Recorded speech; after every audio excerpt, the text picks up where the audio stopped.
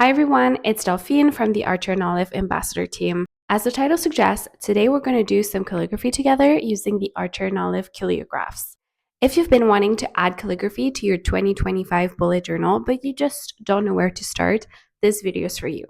And if you're an experienced calligrapher, well, grab yourself a coffee and your favorite pen and let's practice together. I'll be using my bullet journal to practice today since I find the dotted pages can easily act as guides, but feel free to practice on whatever canvas you want or print the practice sheet I created, which you can find on Archer and Olive's blog. Pens I chose to use today are the Calliographs from Archer and Olive. They're a dual-ended brush pen, so you have a broader and a smaller brush, depending on how big you want your lettering to be. They come in a kit of 10 and the different color selections are always absolutely stunning. The ones I'm swatching right now are from the winter collection. If you're interested, feel free to use my affiliate code Delphine10 for 10% off your purchase at Archer and Olive. Quick tip before we start practicing our calligraphy. The most important thing to remember when learning calligraphy is to put pressure on your pen when you do a downward stroke and to remove that pressure when you do an upward stroke. In my opinion, this is the core movement to practice, and you can also practice by attaching the upward and downward strokes together. This will make it easier to form letters later on. The clips that I'm playing currently are in real-time speed, and I think that it's important for you guys to realize how slow I'm going because I think a lot of people go very, very fast and they're not satisfied with the result. Learning a new skill takes a lot of time, so take your time. This leads us to the first official step of my little calligraphy tutorial. I'm going to be creating a guide in my bullet journal. The two full lines represent where the core of your letters will be,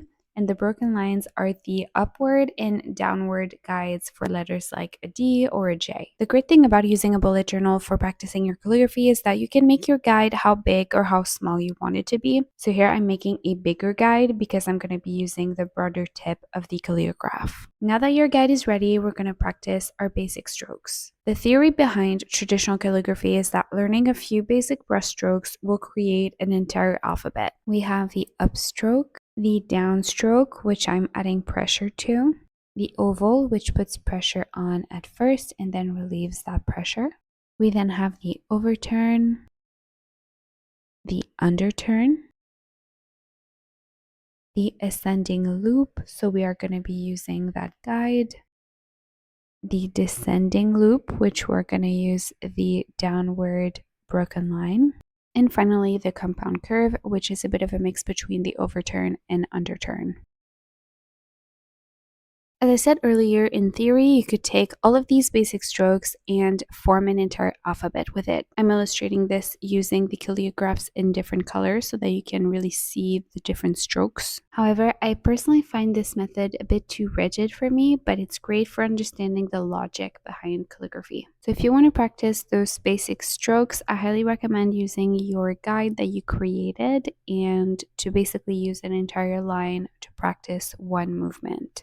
So having practiced all of those movements, we're now going to create our own alphabet. This alphabet does not follow the strict movements we just learned, but that's okay. This fits a little bit more my usual style. And you could totally use this guide to practice one letter and experiment with different variants. There are so many ways you can write a single letter, and exploring what your preferences are is great. I highly suggest looking at YouTube videos like this one or TikToks, Pinterest boards, etc. It may help you find out what you like best. Another fun dimension of calligraphy is finding your own style. This can come from the letters themselves or how you attach them all together. To illustrate this, I'm going to write the word bonjour, which is hello in French. If you guys didn't know, English is actually my second language and French is my first. So the first bonjour is with letters that all connect, and it's not because your letters end up looking all connected that you have to do this in one single movement. My second bonjour has both connected and disconnected letters, which is still super valid and I find very beautiful. My third bonjour is not in italic, so it's a little bit more straight. I do this less often because I find that the movement with the brush pen is a little bit less natural, but that's just me. For a thinner look, I use the smaller tip of the Calliograph. Not my fave, but that's okay. I prefer to use the smaller tip with smaller letters. For the fifth one, I increase the spacing between each letter, and as you can see, it makes for a longer word. The sixth one is is interesting. It's a little bit more bouncy. So you alternate between respecting the guideline and going a little bit upward, a little bit downward for a bouncier look. If you usually write with a smaller tip, do not worry. You can absolutely use the smaller tip from the Calliograph and make the same exercise. You simply have to create a guide that is twice as small. Before we go, I wanted to remind you that calligraphy is a work in progress. I'm working with a brush pen here, but if it's a supply that does not work for you, do not hesitate to play and experiment with other ones. For example, you could try faux calligraphy using a fine liner, or use a traditional pen and ink, which is what my mom used when she taught me calligraphy back in high school. And if you think that your lettering isn't pretty enough, trust me, start. This is my first bullet journal back in like 2018, and I can't help but see the progress that I've made over the years. Alright, I hope this video was helpful. Please tag Archer and Olive and I if you end up following this tutorial.